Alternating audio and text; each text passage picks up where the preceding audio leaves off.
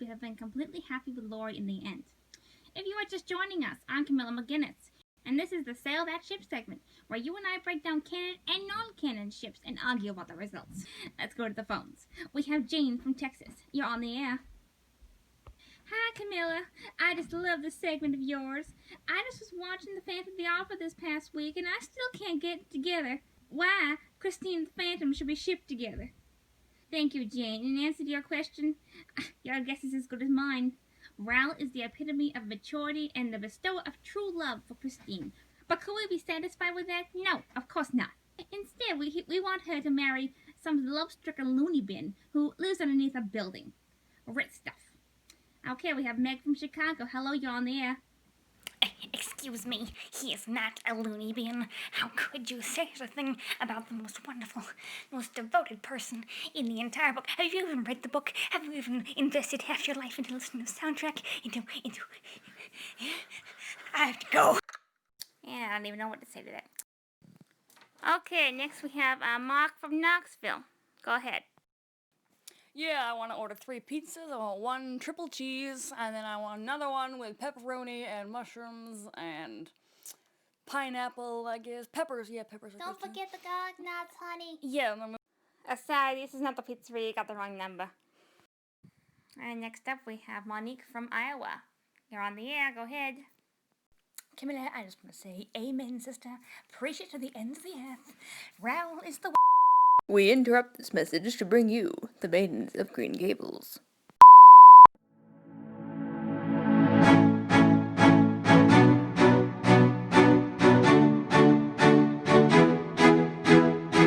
Bonjour, mon ami! Hello, it's Grace and Catherine again. We're back to read the next 3 chapters for week 3. Yeah, very excited. The Scarlet Pimpernel. So, Read along. Dun dun dun. anyway, so Grace, will be reading first. While Catherine is knitting and crocheting again. Alright, Chapter 6, The Secret Orchard. Once outside of a noisy coffee room, alone in a dimly lighted passage, Marguerite Blakeney seemed to breathe more freely. She heaved a deep sigh like one who had long been oppressed with the heavy weight of constant self-control, and she allowed a few tears to fall unheeded down her cheeks.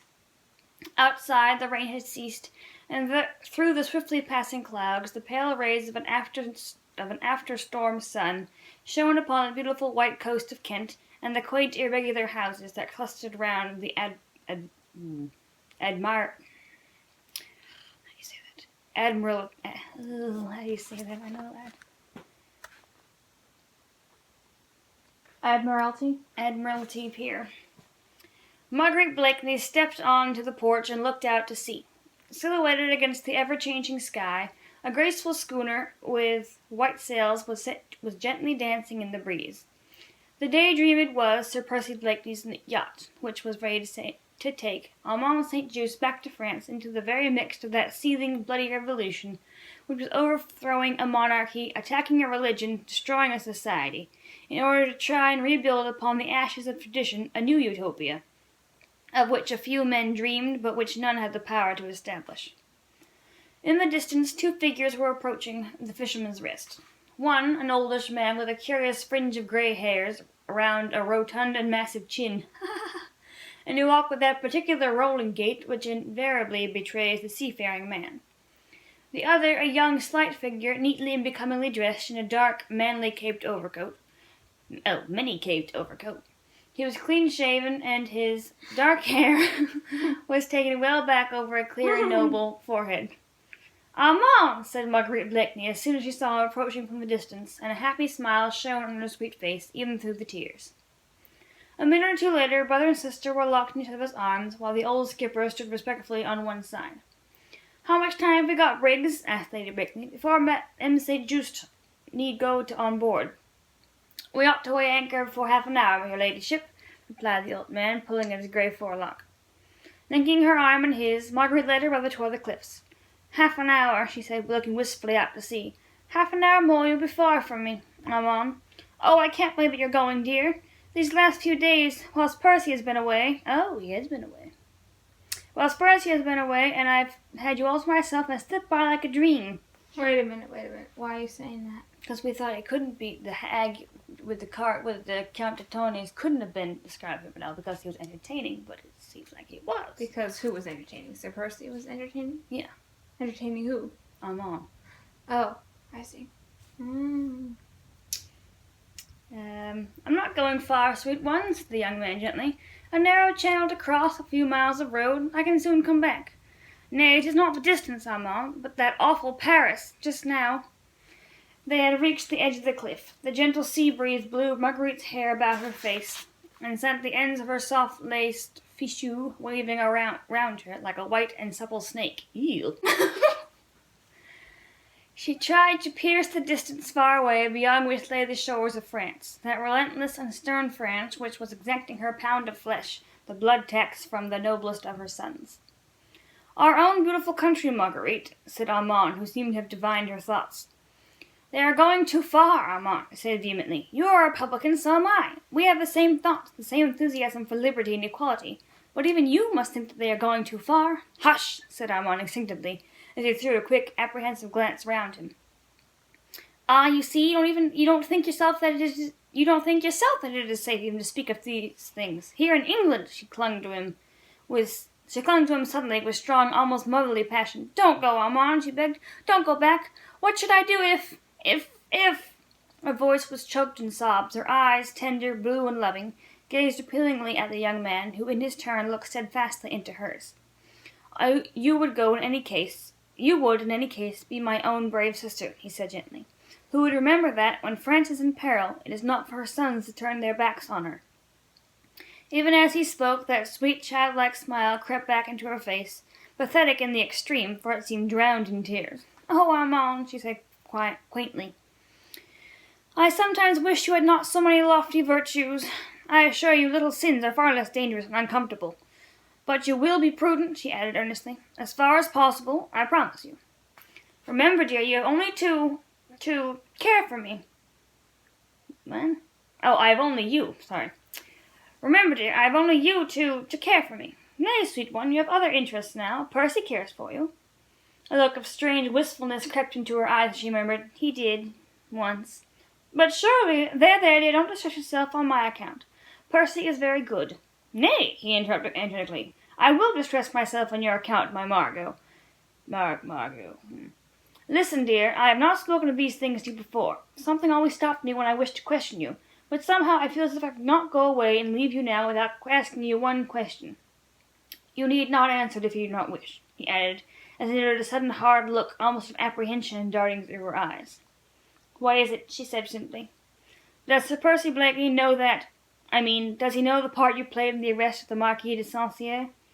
She laughed, a bitter, mirthless, contemptuous laugh, which was like a jarring chord in the music of her voice. That I denounced the Marquis de Saint-Cyr, you mean, the tribunal that ultimately sent him and all his family to the guillotine? Yes, he does know. I told him after I married him. You told him all the circumstances, which so completely exonerated you from any blame? There was too late to talk of circumstances. He heard the story from other sources. My confession came too tardily, it seems. I could no longer plead extenuating circumstances. I could not bemean myself by trying to explain.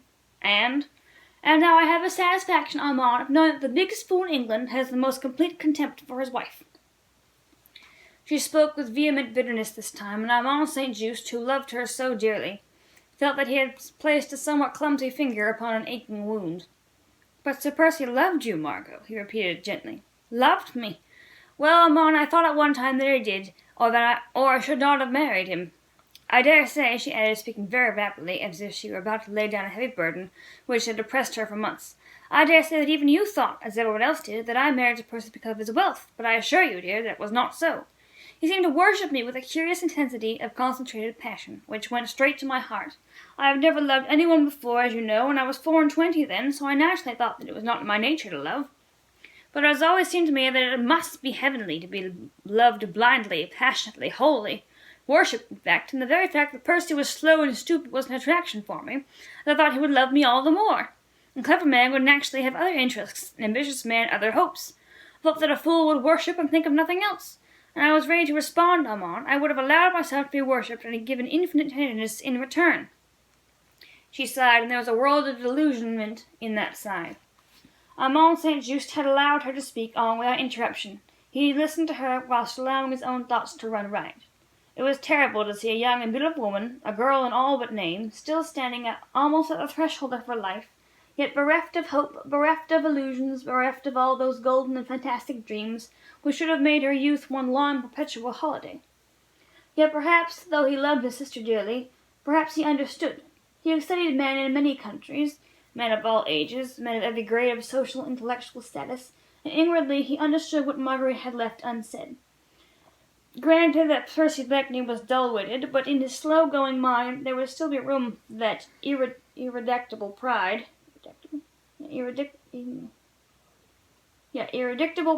of a descendant of a long line of English gentlemen. A Blakeney had died on Ballsborough Field, another sacrificed his life and fortune for the sake of a treacherous Stuart. And that same pride, foolish and prejudiced as a Republican Armand would call it, must have been stung to the quick on hearing of the sin which lay at Lady Blakeney's door. She had been young, misguided, ill-advised, perhaps.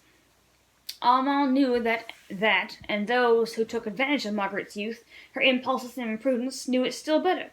But Blakeney was slow-witted. He would not listen to circumstances. He only clung to facts. And these had shown him Lady Blakeney denouncing a fellow man to a tribunal who knew no pardon. And the contempt he would feel for the deed she had done, however unwittingly, would kill that same love in him, in which sympathy and intellectuality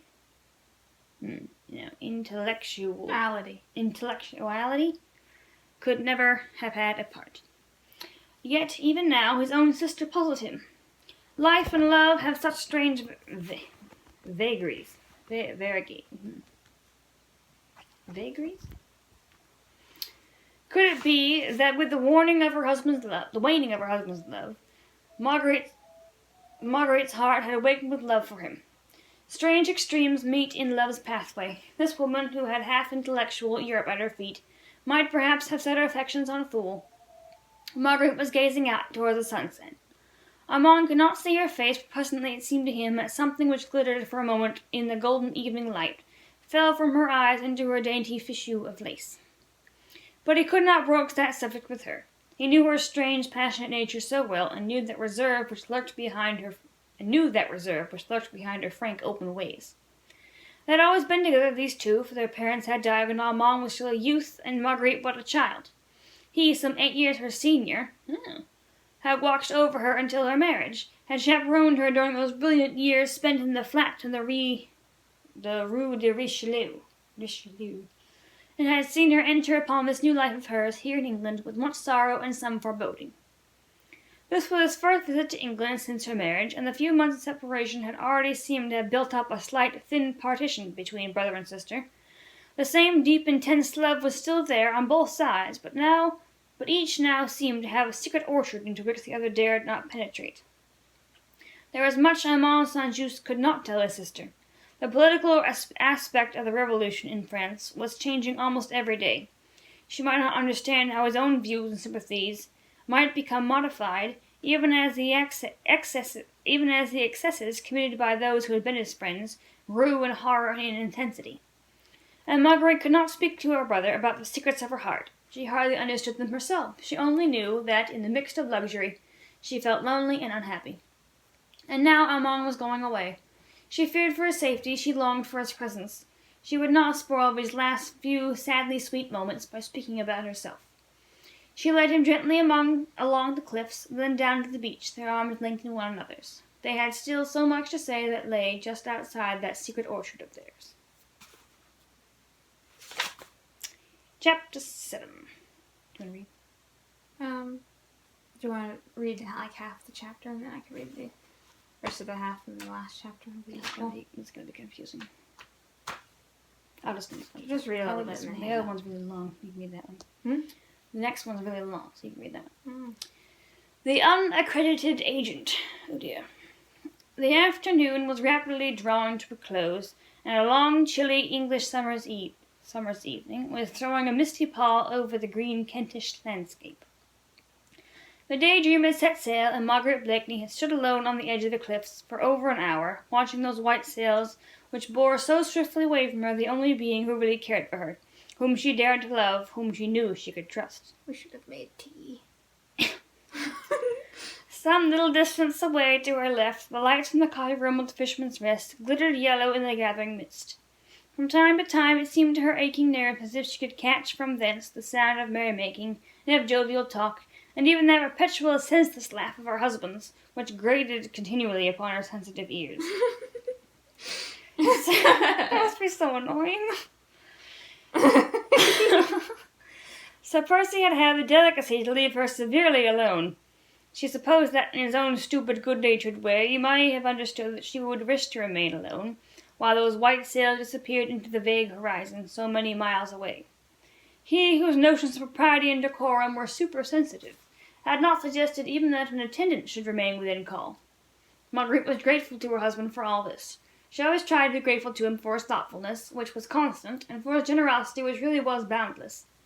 He tried even at times to curb the sarcastic, bitter thoughts of him which made her, in spite of herself, say cruel, insulting things which she vaguely hoped would wound him. Yes, she often wished to wound him, to make him feel that she too held him in contempt, that she too had forgotten that once she had almost loved him. Loved that inane fop, whose thoughts seemed unable to soar beyond the tying of a cravat or the new cut of a coat. Bah! And yet, vague memories of that were sweet and ardent and attuned to this calm summer's evening came wafted back to her memory on the invisible wings of a light sea breeze. The time when first he worshipped her. He seemed so devoted, a very slave, and there was a certain latent intensity of it in that love which had fascinated her. Then suddenly that love, that devotion, which throughout his courtship she looked upon as the slavish fidelity of a dog, seemed to vanish completely. 24 hours after the simple little ceremony at old St. Roche, she had told him the story of how, inadvertently, she had spoken of certain matters connected with the Marquis de Saint-Cyr before some men, her friends, who had used the information against the unfortunate Marquis and sent him and his family to the guillotine. She hated the Marquis. Years ago, Armand, her dear brother, had loved Angélie de Saint-Cyr, but St. Just was a plebeian, and the Marquis full of the pride and arrogant prejudices of his caste. One day, Armand, the respectful, timid lover, ventured on sending a small poem, enthusiastic, ardent, passionate, to the idol of his dreams. The next night he was waylaid just outside Paris by the valets of the Marquis de Saint-Cyr, and ignominiously thrashed. Thrashed like a dog within an inch of his life, because he had dared to raise his eyes to a daughter of the aristocrat. The incident was one which, in those days, some 2 years before the Great Revolution, was of almost daily occurrence in France. Incidents of that type, in fact, led to the bloody reprisals which, a few years later, sent most of those haughty heads to the guillotine. Marguerite remembered it all. What her brother must have suffered in his manhood and his pride must have been appalling. But she suffered through him, and with him she never attempted even to analyze. Then the day of retribution came. Saint-Cyr and his kind had found their masters in those same plebeians whom they had despised. Armand and Marguerite, both intellectual thinking beings, adopted with the enthusiasm of their years, the utopian doctrines of the Revolution, while the Marquis de Saint-Cyr and his family fought inch by inch for the retention of those privileges which had placed them socially above their fellow men.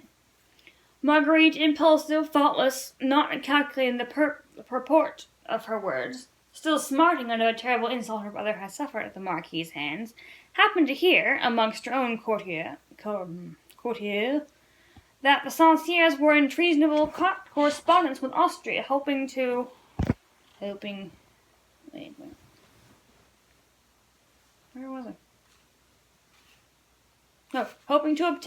the Emperor's support to quell the growing revolution in their own country. In those days, one denunciation was sufficient. Marguerite's few thoughtless words, anent the Marquis de Saint-Cyr, bore fruit within 24 hours. Wait. Can you back up? Can you back up a few sentences? Where? I'm just missing what's happening. Marguerite, impulsive, thoughtless, not calculating the purport of her words, still smarting under the terrible insult her brother had suffered at the Marquis's hands, happened to hear amongst her own courtiers that the Saint-Cyrs were in treasonable correspondence with Austria, hoping to obtain the Emperor's support to quell the growing revolution in their own country. In those days, one denunciation was sufficient. Marguerite's few thoughtless words anent the Marquis de Saint-Cyr bore fruit within 24 hours. He was arrested.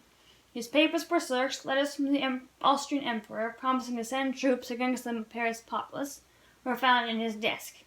Hang on. He was arraigned for treason against the nation and sent to the guillotine whilst his family, his wife, and his sons shared this awful fate. What? Okay, so she heard something treasonous about him. And then she went and told somebody?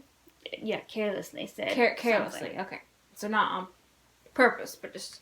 Not on purpose to get him arrested, but just carelessly. Yeah, impulsive, thoughtless, not calculating the weight of her words. Right, okay. Excuse me.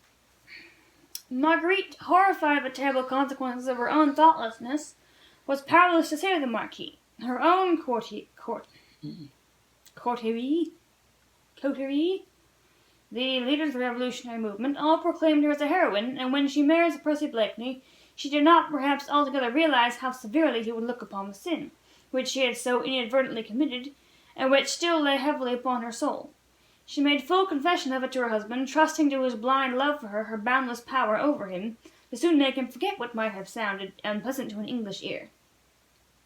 Certainly at the moment he seemed to take it very quietly, hardly in fact did he appear to understand the meaning of all she said. But what was more certain still was that never after that could she detect the slightest sign of that love, which she once believed had been wholly hers. Now they drifted quite apart, and Percy seemed to have laid aside his love for her, as he would an ill-fitting glove. She tried to rouse him by sharpening her ready wit against his dull intellect, endeavoured to excite his jealousy, if she could not rouse his love, tried to goad him to self-assertion, but all in vain. He remained the same, always passive, drawling, sleepy, always courteous, invariably a gentleman. She had all that the world and a wealthy husband can give to a pretty woman, yet on this beautiful summer's evening, with the white sails of a daydream finally hidden behind the evening shadows, she felt more lonely than that poor tramp who plodded his way wearily along the rugged cliffs. With another heavy sigh, Marguerite Blakeney turned her back upon the cliffs and the sea, and walked slowly back toward the Fisherman's Rest. As she drew near, the sound of revelry, of gay, jovial laughter, grew louder and more distinct. She could distinguish Sir Andrew Ffoulkes' pleasant voice, Lord Tony's boisterous guffaws, her husband's occasional drawly, sleepy comments. Then, realizing the loneliness of the road and the fast-gathering gloom around her, she quickened her steps. The next moment she perceived a stranger coming rapidly towards her. Marguerite did not look up. She was not the least nervous. The Fisherman's Rest was now well within call. The stranger paused when he saw Marguerite come quickly towards him, and as she was about to slip past him, he said very quietly, "Citizen Saint-Just." Marguerite uttered a little cry of astonishment at thus hearing her own familiar maiden name uttered so close to her. She looked up at the stranger, and this time, with a cry of unfeigned pleasure, she put out both her hands effusively toward him. "Chauvelin!" she exclaimed. "Himself, citizen, at your service," said the stranger, gallantly kissing the tips of her fingers. Marguerite said nothing for a moment or two, and she surveyed with obvious delight the not very prepossessing little figure before her. Chauvelin was then nearer 40 than 30. Ew! Wow. Not ew, just, yeah. Nearer 40 than 30. A clever, shrewd-looking personality with a curious fox-like expression in the deep sunken eyes. He was the same stranger who an hour or two previously had joined Mrs. Jellyband in a friendly glass of wine. Ah, you were right. I was right. "Chauvelin, my friend," said Marguerite with a pretty little sigh of satisfaction, "I am mightily pleased to see you." Why is she mightily pleased to see you? Why? No doubt poor Marguerite Saint-Just, lonely in the midst of her grandeur and of her starchy friends, was happy to see a face that brought back memories of that happy time in Paris, when she reigned queen over the intellectual courtier of the Rue de Richelieu. She did not notice a sarcastic little smile, however, that hovered around the thin lips of Chauvelin. "But tell me," she added merrily, "what in the world, or whom in the world, are you doing here in England?" She had resumed her walk towards the inn, and as Chauvelin turned and walked beside her. "I might return this little compliment, fair lady," he said. "What of yourself?" "Oh, I?" she said with a shrug of her shoulders. "Je mon ami, mon ami. That is all. which we looked that up and she said, I'm bored, my friend. They had reached the porch of the Fisherman's Rest, but Marguerite seemed loath to go within. The evening air was lovely after the storm, and she had found a friend who exhaled the breath of Paris, who knew Armand well, who could talk of all the merry, brilliant friends whom she had left behind. So she lingered on under the pretty porch, while through the gaily lighted dormer windows of the coffee-room sounds of laughter, of calls for Sally and of beer, of tapping of mugs and clinking of dice mingled with Sir Blakeney's inane, mirthless laugh. Chauvelin stood beside her, his shrewd, pale yellow eyes fixed on the pretty face, which looked so sweet and childlike in this soft English summer twilight. You surprise me, citizen, he said quietly as he took a pinch of snuff. Do I now? She retorted gaily. Faith, my little Chauvelin, I should have thought that, with your penetration, you would have guessed that an atmosphere composed of fogs and virtues would never suit Marguerite St-Just. Dear me, is it as bad as that? He said in mock consternation. Quite, she retorted, and worse. Strange, I thought that a pretty woman would have found English country life particularly attractive. Yes, so did I, she said with a sigh.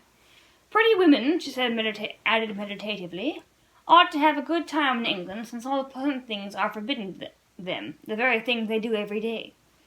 Hey, what?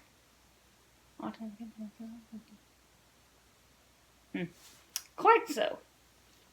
You'll hardly believe it, my little Chauvelin, she said earnestly, but I often pass a whole day, without encountering a single temptation. What? No wonder, retorted Chauvelin gallantly, that the cleverest woman in Europe is troubled with ennui, boredom. She laughed one of her melodious, rippling, childlike laughs. It must be pretty bad, mustn't it, she said archly, or I should not have been so pleased to see you. And this was within a year of a romantic love match. Yes, a year of a romantic love match. That's just the difficulty. Ah, that idyllic folly, said Chauvelin, with quiet sarcasm, did not then survive a lapse of weeks. Idyllic follies never last, my little Chauvelin. They come upon us like the measles, and are easily cured. The what comes upon us as the measles? Idyllic follies. Chauvelin took another pinch of snuff. He seemed very much addicted to that pernicious habit, so prevalent in those days. Perhaps, too, he found the taking of snuff a convenient veil for disguising the quick, shrewd glances with which he strove to read the very souls of those with whom he came in contact. No wonder, he repeated with the same gallantry, that the most active brain in Europe is troubled with ennui. I wasn't hoped that you had a prescription against the malady, my little Chauvelin. How can I hope to succeed in that which Sir Percy or Blakeney has failed to accomplish? Shall we leave Sir Percy out of the question for the present, my dear friend? She added dryly. Ah, my dear lady, pardon me, but that is just what we cannot very well do, said Chauvelin, whilst once again his eyes, keen as those of a fox on the alert, darted a quick glance at Marguerite. I've a most perfect prescription against the worst form of ennui, which I would have been happy to submit to you, but what? There is, Sir Percy. What has he got to do with it? Oh! I'm sorry, our cat just clawed me. He's going after the yarn. Yes, as you were. What has he got to do with it? Quite a good deal, I'm afraid. The prescription I would offer, fair lady, is called by a very plebeian name. Work. Work? Chauvelin looked at Marguerite long and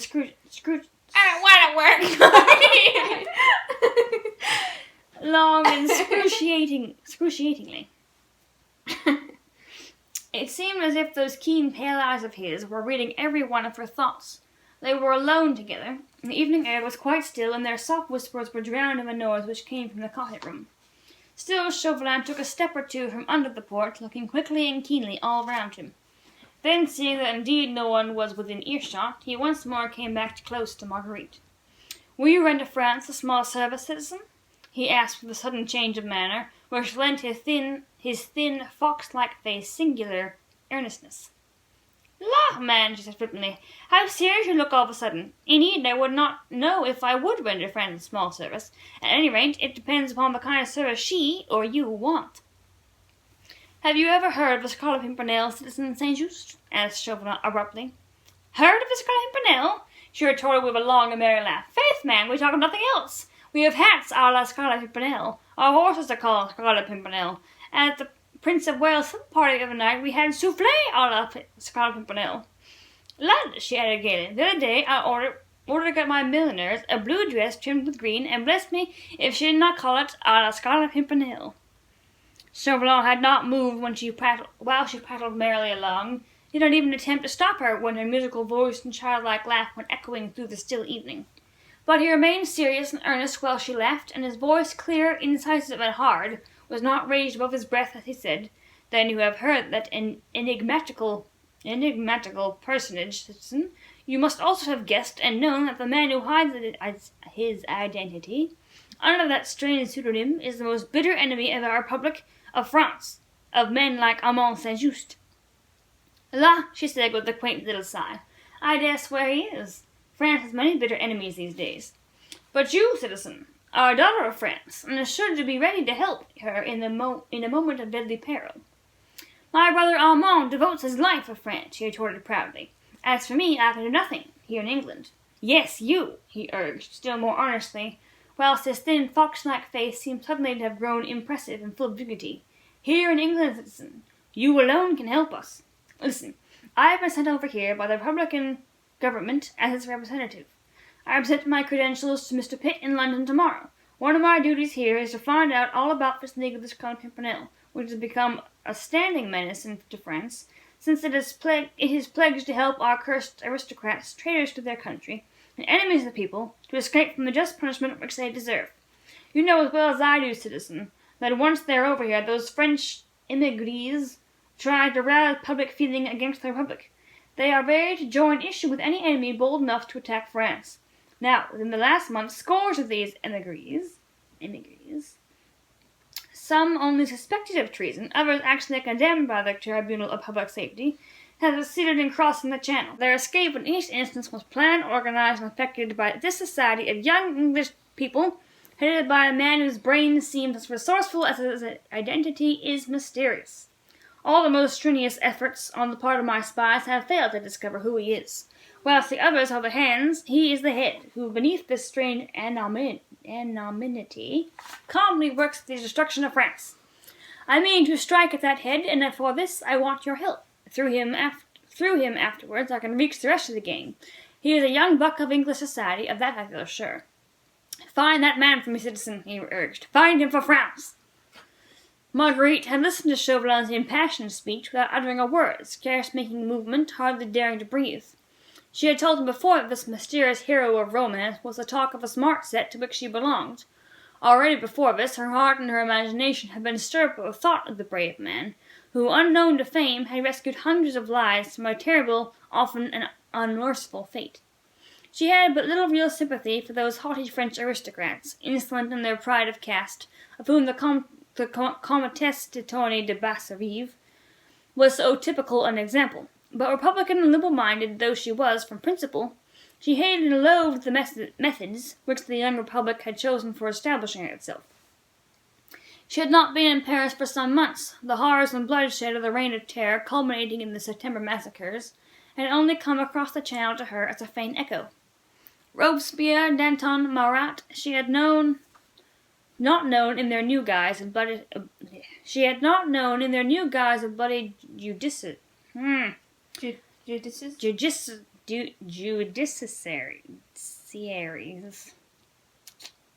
merciless wielders of the guillotine. Her very soul recoiled in horror from these excesses, to which she feared her brother Armand, moderate Republican as he was, might become one day the Holocaust. Then, when first she heard of this band of young English enthusiasts, who, for sheer love of their fellow men, dragged women and children, old and young men, from a horrible death, her heart had glowed with pride for them, and now, as Chauvelin spoke, her very soul went out to the gallant and mysterious leader of the reckless little band, who risked his life daily, who gave it freely, and without ostentation, for the sake of humanity. Her eyes were moist when Chauvelin had finished speaking. The lace at her bosom rose and fell with her quick, excited breathing. She no longer heard the noise of drinking from the inn. She did not hear her husband's voice or his inane laugh. Her thoughts had gone wandering in search of the mysterious hero. Ah, there was a man she might have loved had he come her way. Everything in him appealed to her romantic imagination. His personality, his strength, his bravery, the loyalty of those who serve under him in the same noble cause, and above all that anonymity which crowned him as if with a halo of romantic glory. Find him for France, citizen!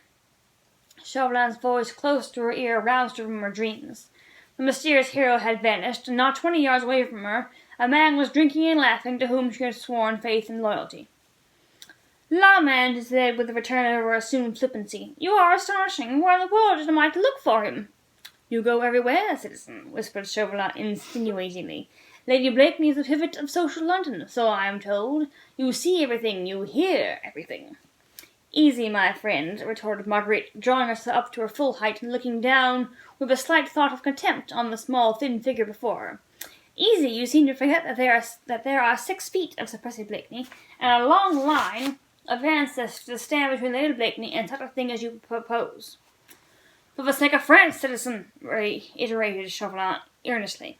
Tush, man, you talk nonsense anyway, for even if you did know who this Scarlet Pimpernel is, you could do nothing to him, an Englishman. I take my chance of that, said Chauvelin with a dry, rasping little laugh. At any rate, we can send him to the guillotine first to cool his ardor. Then, when there is a diplomatic fuss about it, we can apologize humbly to the British government, and, if necessary, pay compensation to the bereaved family. What you propose is horrible, Chauvelin, she said, drawing away from him as if from some noisome insect. Whoever the man may be, he is brave and noble, and never, do you hear me, never would I hand a hand to such villainy. You prefer to be insulted by every French aristocrat who comes to this country? Chauvelin had taken sure aim when he shot this tiny shaft. Marguerite's fresh young cheeks became a thought more pale, and she bit her underlip, for she would not let him see it that the shaft had struck home. What did he say? You prefer to be insulted by every French aristocrat who comes to this country, meaning the Countess. Oh, got it. That is beside the question, said at last with indifference. I can defend myself, but I refuse to do any dirty work for you, or for France. You have other means at your disposal, and you must use them, my friend. And without another look at Chauvelin, Marguerite Blakeney turned her back on him and walked straight into the inn. That is not your last word, citizen, said Chauvelin, as a flood of light from the passage illuminated her elegant, richly clad figure. We meet in London, I hope. We meet in London, she said, speaking over her shoulder at him, but that is my last word. Excuse me.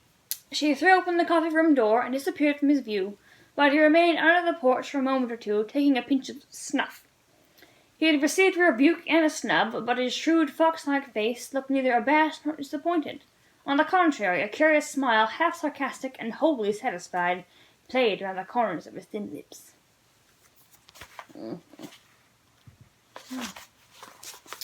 Trouble's brewing. Alright. Chapter 9. These Roman numerals are throwing me. The outrage. A beautiful starlit night had followed on the day of the incessant rain, a cool, balmy, late summer's night, essentially English in its suggestion of moisture and scent of wet earth and dripping leaves. The magnificent coach, drawn by 4 of the finest thoroughbreds in England, had driven off along the London road with Sir Percy Blakeney on the box, holding the reins in his slender feminine hands, and beside him Lady Blakeney wrapped in costly furs. A 50-mile drive on a starlit summer's night. Marguerite had hailed the notion of it with delight. Sir Percy was an enthusiastic whip. His 4 thoroughbreds, which had been sent down to Dover a couple of days before, were just sufficiently fresh and restive to add zest to the expedition, and Margaret revelled in anticipation of the few hours of solitude, with the soft night breeze fanning her cheeks, her thoughts wandering whither away. She knew from old experience that Sir Percy would speak little, if at all. He had often driven her on his beautiful coach for hours at night, from point to point, without making more than 1 or 2 casual remarks about the weather or the state of the roads. You may say something about the size of the room or the number of couples. He was very fond of driving by night, and she had very quickly adopted his fancy. As she sat next to him hour after hour, admiring the dexterous, certain way in which he handled the reins, she often wondered what went on in that slow-going head of his. He never told her, and she never cared to ask.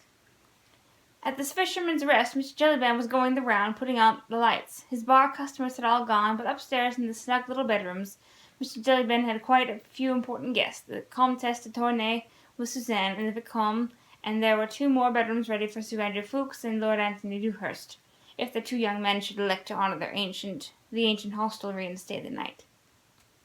For the moment these 2 young gallants were comfortably installed in the coffee-room, before the huge log fire, which, in spite of the mildness of the evening, had been allowed to burn merrily.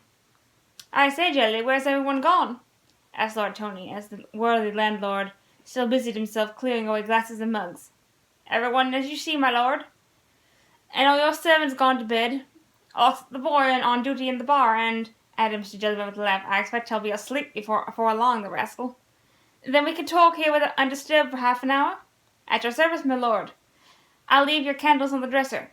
And your rooms are quite ready. I sleep at the top of the house myself, but if your lordship will only call loudly enough, I dare say I shall hear. All right, Jelly? And I say, put the lamp out. The fire will give us all the light we need, and we don't want to attract the passer-by. All right, my lord." Mr. Jellyband did as he was bid. He turned out the quaint old lamp that hung from the raftered ceiling and blew out all the candles. "Let's have a bottle of wine, Jelly," suggested Sir Andrew. "All right, sir." Jellyband went off to fetch the wine.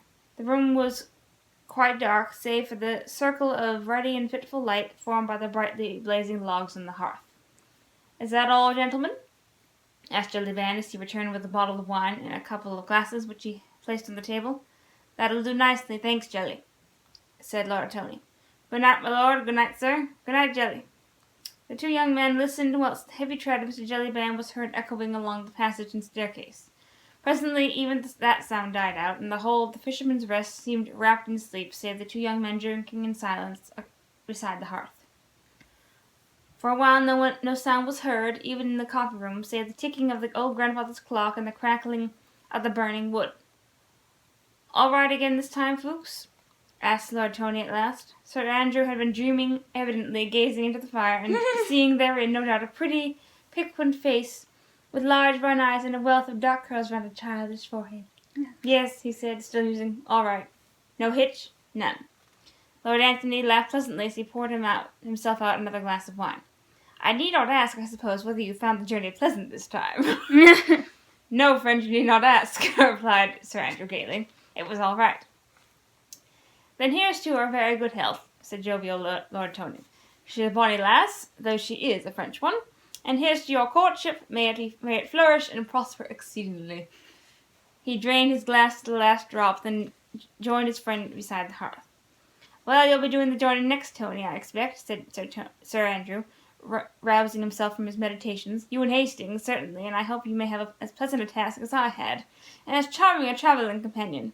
You have no idea, Tony—" "No, I haven't," interrupted his friend pleasantly, "but I take your word for it.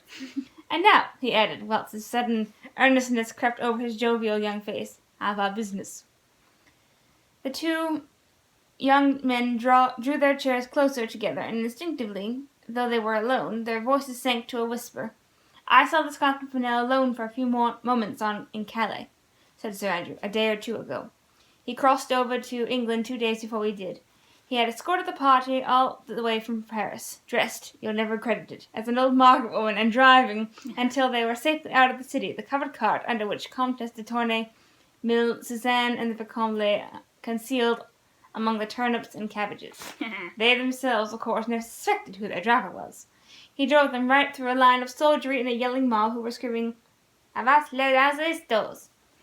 But the market cart got through along with some others, and the Scarlet Pimpernel in shawl, petticoat, and hood yelled, 'Avast les aristos!' louder than anybody." "Faith," added the young man, as his eyes glowed with enthusiasm for the beloved leader. "That man's a marvel. His cheek is preposterous, I vow, and that's what carries him through." So, you were right. Mm-hmm. So Percy was away. Yes. Lord Anthony, whose vocabulary was more limited than that of his friend, could only find an oath or two with which to show his admiration for his leader. "He wants you and Hastings to meet him at Calais," said Sir Andrew more quietly, "on the 2nd of next month. Let me see. That will be next Wednesday." Yes. It is, of course, the case of the Comte de Tournay, this time a dangerous task, for the Comte, whose escape from his chateau after he had been declared a suspect by the Committee of Public Safety, was a masterpiece of the Pimpernel's ingenuity, is now under a sentence of death. It'll be a rare sport to get him out of France, and you'll have a narrow escape if you get through it all. St. Just has actually gone to meet him, of course. No one suspects St. Just as yet. But after that, to get them both out of the country. I faith 'twill be a tough job and tax even the ingenuity of our chief. I hope I may yet have orders to be of the party. Have you any special instructions for me? Yes, rather more precise ones than usual. It appears that the Republican government have sent an accredited agent over to England, a man named Chauvelin, who is said to be terribly bitter against our league. And determined to discover the identity of our leader so that he may have him kidnapped. The next time he attempts to set foot in France. This Chauvelin has brought a whole army of spies with him, and until the chief has sampled the lot, he thinks we should meet as seldom as possible on the business of the league, and on no account should talk to each other in public places for a time. When he wants to speak to us, he will contrive to let us know. The two young men were both bending over the fire, for the blaze had gone down, and only a red glow from the dying embers cast a lurid light on a narrow semicircle in front of the hearth. The rest of the room lay buried in complete gloom. Sir Andrew had taken a pocketbook from his pocket, and drawn therefrom a paper which he unfolded, and together they tried to read it by the dim red firelight. So intent were they upon this, so wrapped up in the cause, the business they had so much at heart, so precious was this document which came from the very hand of their adored leader, that they had eyes and ears only for that. They lost count of the sounds around them, of the dropping of the crisp ash upon the grate, of the monotonous ticking of the clock, of the soft, almost imperceptible rustle of something on the floor close beside them. A figure had emerged from under one of the benches. No! With snake-like, noiseless movements, it crept closer and closer to the two young men, not breathing, only gliding along the floor in the inky blackness of the room. Oh, man. You are to read these instructions and commit them to memory, said Sir Andrew, then destroy them. He was about to replace the letter case into his pocket when a tiny slip of paper fluttered from it and fell on the floor. Lord Anthony stooped and picked it up. "What's that?" he asked. "I don't know," replied Sir Andrew. "It dropped out of your pocket just now, and it certainly did not seem to be with the other paper. Strange, I wonder when it got there. It is from the chief," he added, glancing at the paper. Both stooped to try and decipher this last little scrap of paper, on which a few words had been hastily scrawled, when suddenly a slight noise attracted their attention, which seemed to come from the passage beyond. "What's that?" said both instinctively. Lord Anthony crossed the room towards the door, which he threw open quickly, and suddenly at that very moment he received a stunning blow between the eyes, which threw him back violently into the room. Simultaneously the crouching snake-like figure in the gloom had jumped up and hurled itself from behind upon the unsuspecting Sir Andrew, felling him to the ground. All this occurred within the short space of 2 or 3 seconds before either Lord Anthony or Sir Andrew had time or chance to utter a cry or to make the faintest struggle.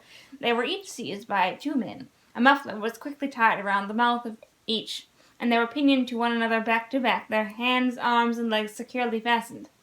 One man had in the meanwhile quietly shut the door. He wore a mask and now stood motionless while the others completed their work. "All safe, citizen," said one of the men, as he took a final survey of the bonds which secured the 2 young men. "Good," replied the man at the door. "Now search their pockets and give me all the papers you find."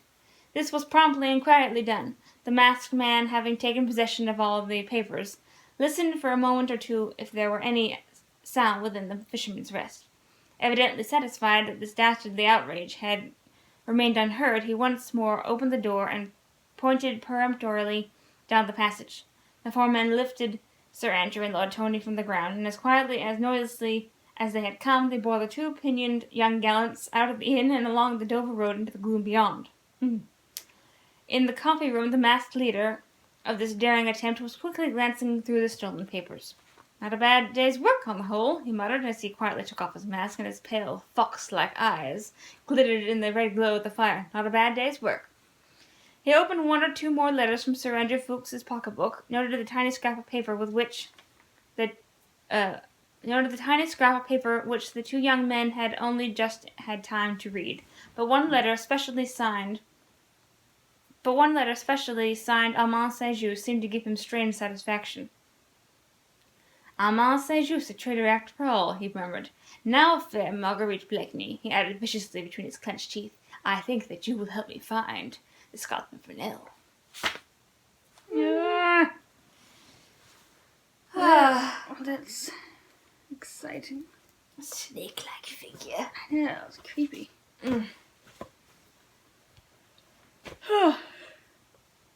Well. And it's something I reminded myself to say, and of course I forgot it now. Oh, I forget what it was. You take the book. I was thinking, there's so much detail. I mean, there almost is more detail in a book than a movie, but there's so much detail in what Marguerite and Sir Percy are. There's so much more detail to their relationship, you know? Yeah. How, you know, he mistrusts her or is angry with her now, and how she's trying to, you know, win back his attention, if not his love, you know, by provoking him to, or attempting to provoke him to jealousy and such like, and yeah, and so there's a lot of that never comes across in the movie. Yeah. At least the Anthony Andrews version. But I'm actually kind of curious now to watch the black and white version with what's his name? Leslie Howard in it. I'm wondering if they put more detail in, and I kind of think that they did. I think it's interesting that, well, I always thought of Armand as younger than Marguerite, not older. Yeah, that's true. And I never thought, Like the young whippersnapper. yeah. I never thought that Chauvelin was like, yeah, whatever. You didn't know he was that old, necessarily. He was nearer 40 than 30. Also, it's very interesting that she told Sir Percy about the Marquis de Saint-Cyr, and he had already heard about it from someone else, apparently. But, Yeah. other than interesting that she did tell him, or at least tried to tell him. She told him and tried to explain. Part of it, anyway. Mm-hmm. It was interesting that they were saying that she was thoughtless. Thoughtless and careless. About her actions. Yeah, and, you know, and that's totally different than the movie portrayal of that situation. Yeah. Where she was blackmailed. Yeah. So, Yeah. yeah, that's interesting. Yeah, they could have done so much more, you know? Yeah. I mean, and that sounds so ghastly to be, critiquing my favorite version, but, They could always but do they, more. But they could have done so much better. Put so much more detail in of Sir Percy's character and Marguerite's character, you know, just Right, you but know. you can't always do that very easily in a movie because you're not reading a full description. Yeah, well, you know what I really want to see now? What? I really wish I could see a version of the play and see what they did with that. Yeah, we should try to find like a high school or something. Yeah, did you all know that there's a musical that's got Pimpernel out there? And there's also a play, a non-musical play, which is how the book was first published. Written. Which Oh. we have that version, by the way. That's true. We Well, should read that and see what's going on. Well, but I want to see them act it out. Well, yeah, but I'm saying just... I mean, they always put so much more detail in a play, right? Than maybe. well, obviously there's maybe not more, but they do put details in a play. Yeah, but even like they're wearing the same color kind of thing. That isn't like a detail. It's just a fun thing to notice. But Chauvelin seems quite the interesting fellow. He seems very devious. Yes. Yeah. And I have to say, he is not very devious looking in in the Anthony Andrews Scotland. Just stop talking about the movie. Well, it's not. I just go back to what I Yeah, we should. what I know. But So we should but redo it. We hold should on a do a sec. recasting at the end of this after reading the book from the book's point of view and find somebody devious to play him. Well, I mean, I was gonna say that, the Leslie Howard version, that guy who played Chauvelin was very devious looking, I don't even remember that. and he was very, catching his prey in his net, and was so happy to do so. Well, that's definitely this guy. Yeah, exactly. And so that,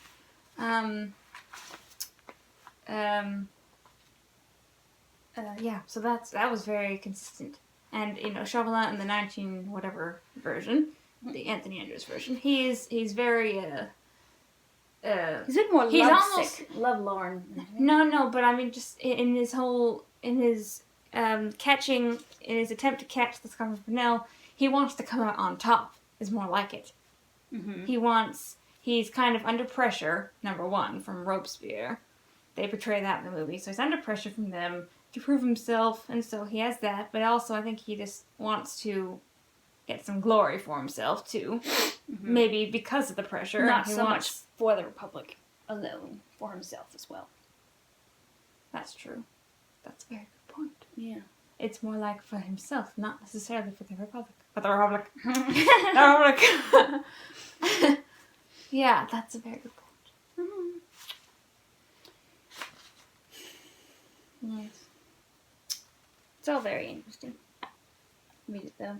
No, it's interesting. It's funny though. So, Catherine and I, in our family, there's 5 children in our family. Catherine and I, there's Grace, am the youngest, and then there's Catherine. There's 4 years between us, and then there's 9 years between her and our older brother. And then the 3 of them are, 3 of the older kids are like 2 or 3 years between each other. So they're just kind of like 2 separate sort of little families, so to speak. But when the older children read the book as a read aloud with my mom for homeschool, Our mom. with our mom. Or something I haven't told you. Mom said before they could watch the movie, they had to read the book, and so They watched. They read the book first. They read the book first to read aloud, and then they watched the movie, and then it was just the opposite for us. This is probably you read it before. It was the first time. I did not read it before I saw the movie. We saw the movie.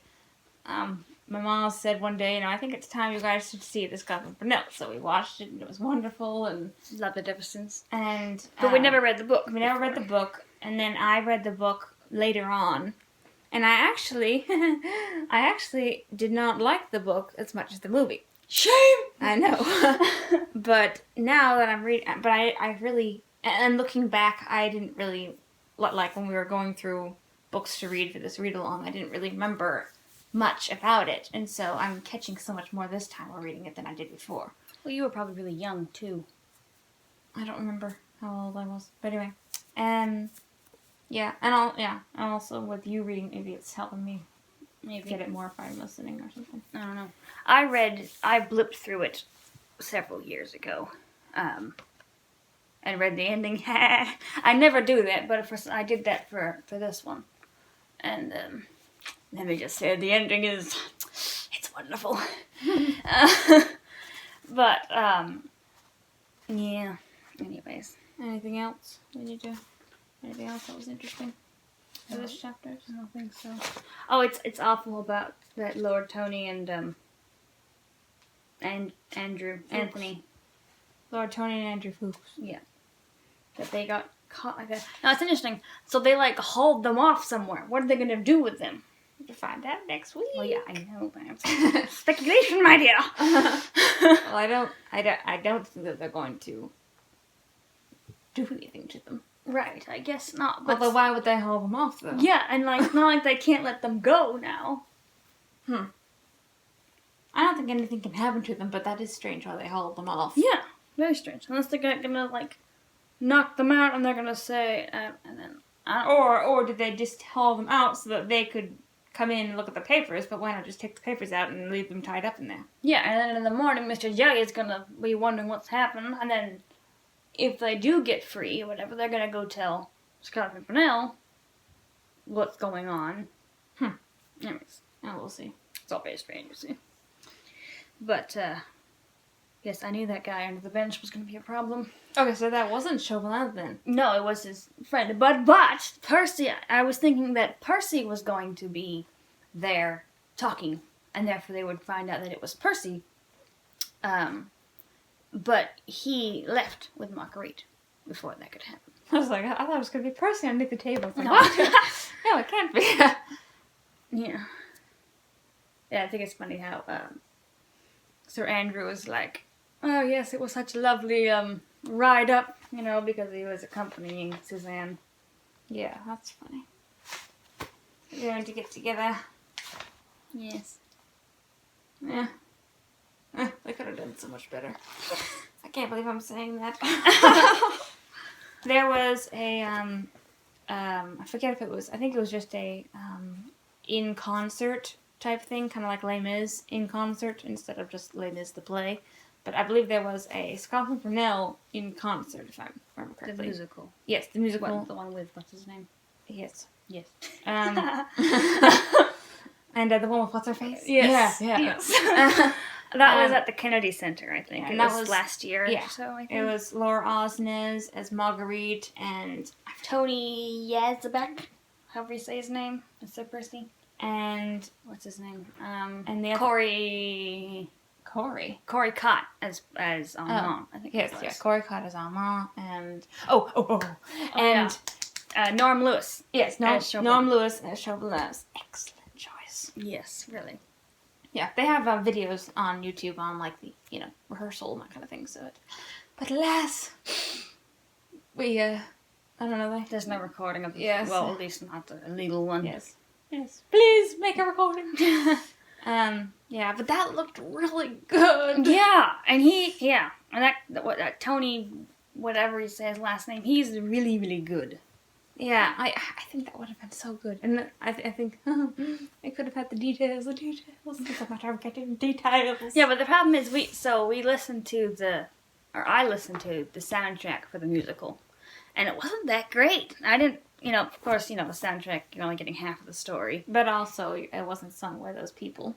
No, but the other people were fine. The best song that I thought, there were two songs. What version of the soundtrack? Is there only one that's out there to listen to? I think so.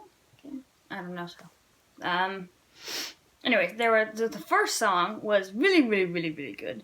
All about the revolution, and it's quite, Ghastly. it's quite ghastly. It's really good. You'll be horrified at yourself if you start to sing it. It's a very incredibly- catchy tune. It is incredibly catchy.